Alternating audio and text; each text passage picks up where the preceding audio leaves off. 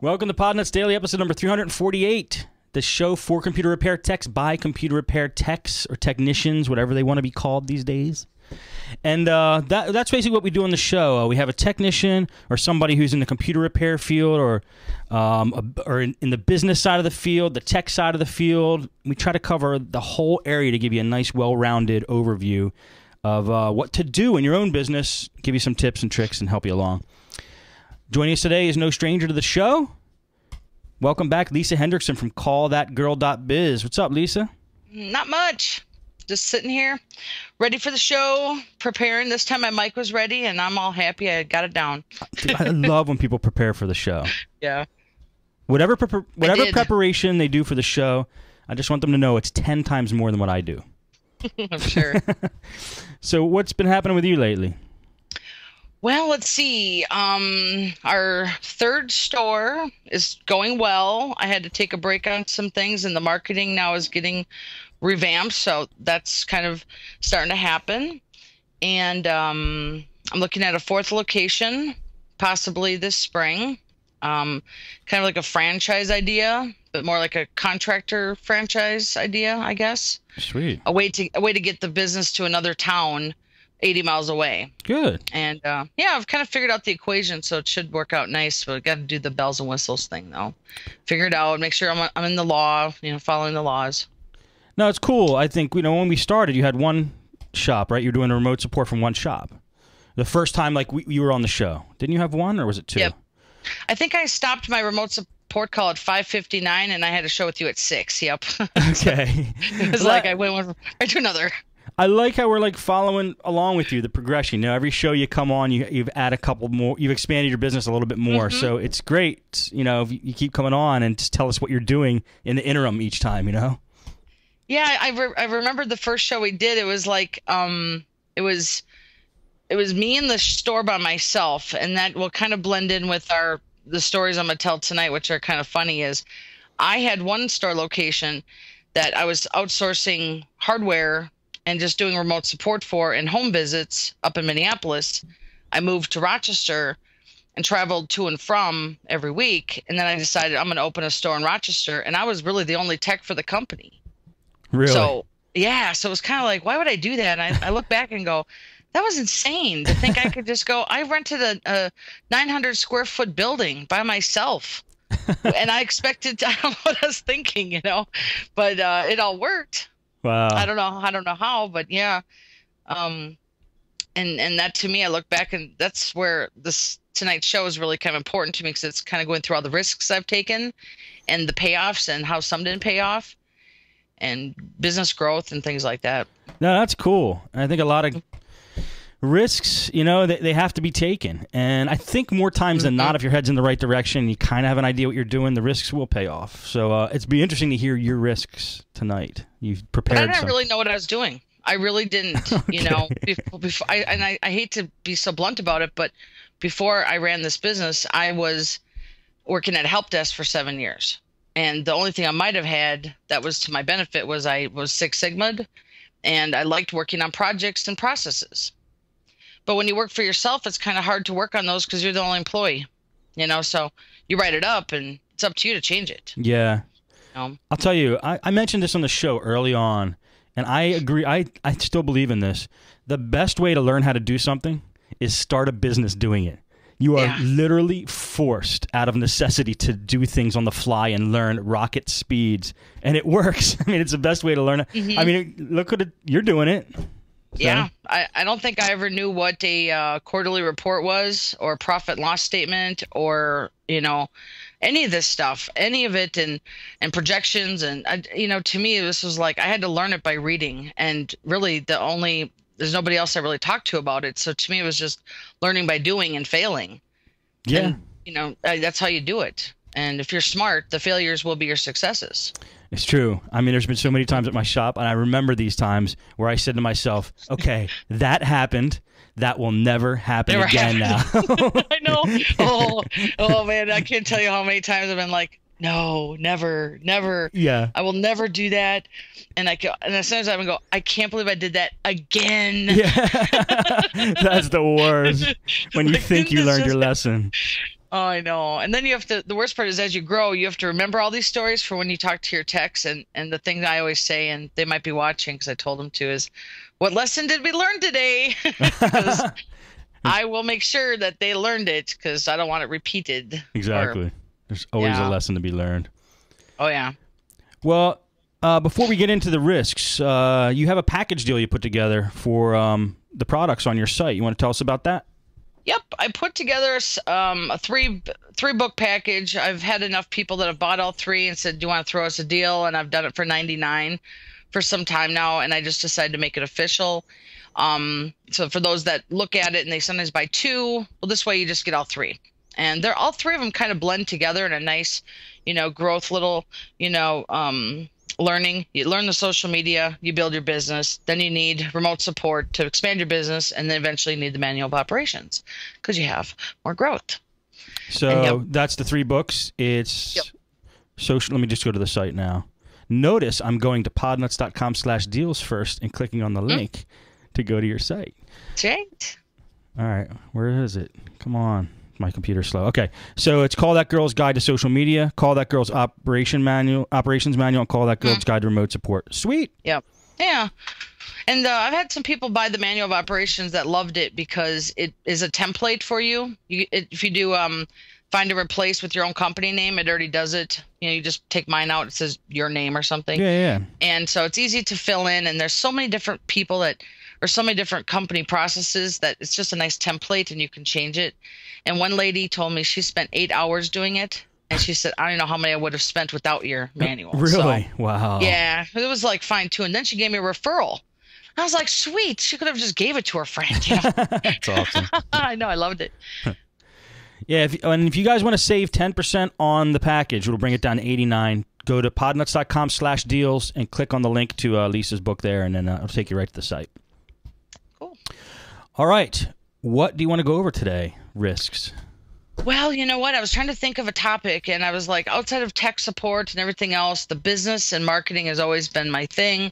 And I thought, let's talk about the risks and the failures and the big problems I've had, and maybe we can counteract it with some of the successes, I guess. Okay. I think that the first one that I did was I kind of always have been like, I don't need a business plan to go move on an idea.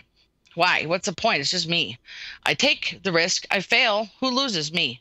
The clients will never lose in a risk, in my opinion, because I'm always going to give them customer support and things like that. So the risk is all on me. Okay. I think the first one I had was what I talked about earlier, was opening the 2 stores without having any other techs. I mean, that's just, I couldn't believe I even did that.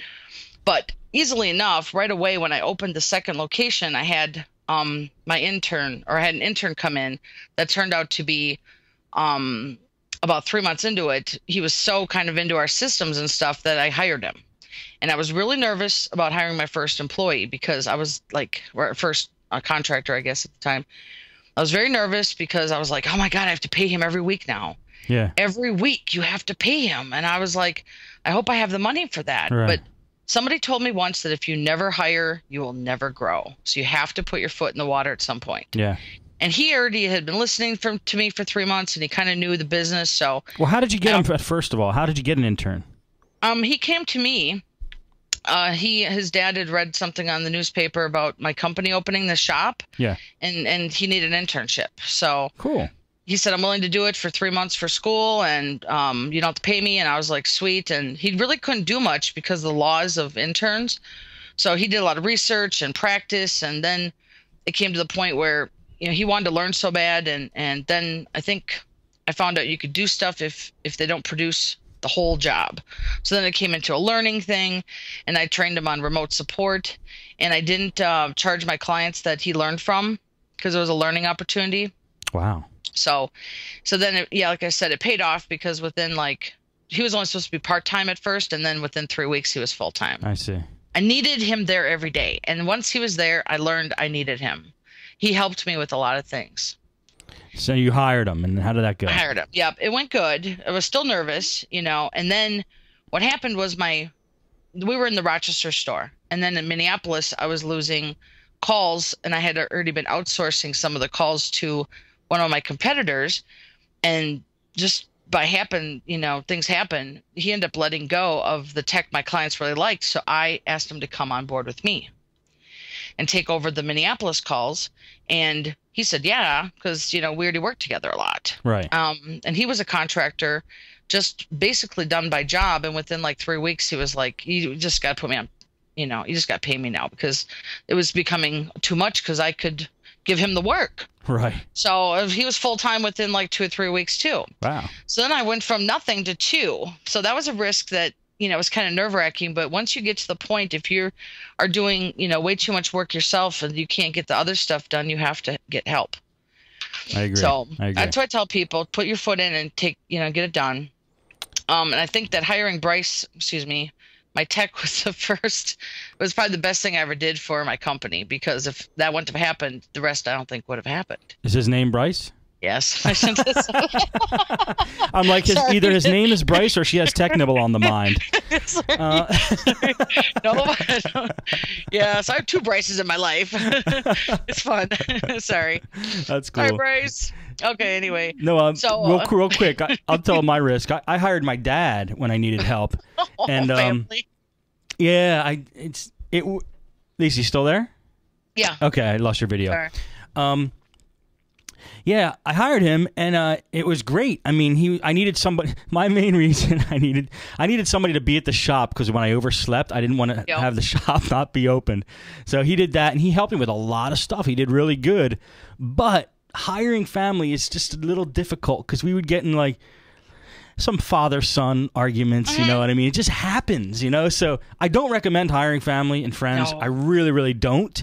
But I was lucky that it worked out for me for the most part, and we're still on good terms. That's all that matters. Yeah, I can't hire family either, and my brother's a technician. He's a network tech, and it just wasn't the right thing, because we end up just fighting too much because we fight, Yeah. Hey, Steve, do you want me to unplug my camera and plug it back in? Is that going to knock us out or anything? Let's try it. What the heck? Yeah, hold on. And I'm going to keep talking while you do that, because that's what podcasters do. That's fine. When they don't want to edit. Filler time. When they don't want to edit I don't know what shows. happened exactly. I'm like, just keep doing what you do well, and I'll keep trying to figure this out. I don't know why it just stopped. It does really that sometimes. Skype is a little crazy. Yeah. Is it plugged back in? Oh, here it comes. Back. You're back. Yay. Good. Okay. Yeah. Well, the family rule is kind of funny, because you also don't want to hire family of employees. Yeah. I've learned that too. I like hiring people I don't know right now. That's a good thing. Good tip. Well, the second thing I did, so let's see. This is a funny risk, is that I had to buy a second seat for Log Me In Rescue, and it's pretty expensive. It was like $100. And I remember a month, right? Yeah. Mm-hmm. And I remember waging that, going $100. Am I going to make that money back? Like, God, I have to invest in it. And it was scary to me. That's the kind of stuff like back then, just a year and 2 months ago, I was like, oh, $100. I was like, wow. But my tech became really good at remote, and he's really good at it now. Okay. As long as you just don't say his phone number and his last name, I think we're all right. Won't do it. So, so then another risk I did was oh, wait a minute. Wait. Let's go back to that. It was okay. What was it again? Because I had something to add to it. That risk. The one I was just the new one? No, the one you just said. Oh, hiring the 2 techs? Oh, the Log Me In Rescue. Oh yeah, Log Me In Rescue. Yeah. Now, is it true that in Log Me In Rescue you can, like people do with XM Radio, they call up and they say they're going to cancel, and they could definitely get a better deal as long as they call up and do a little bit of haggling? You gotta work with the reps, and they change reps a lot. Okay. And the thing is every time you buy a seat, they make you stay at that price for like, I don't know, a year. Then you buy another seat, they'll give you a deal on the second seat, but not the first one. I don't know why.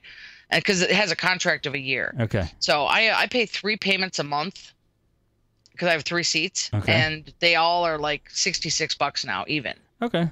But that's after 4 years, and so I'm like, that ain't still bad. $200 a month. Not bad at all. No. Okay. All right. Just wanted to check on that. Mm-hmm. All right. Then the next thing I did was I opened up a third store, again, without a business plan.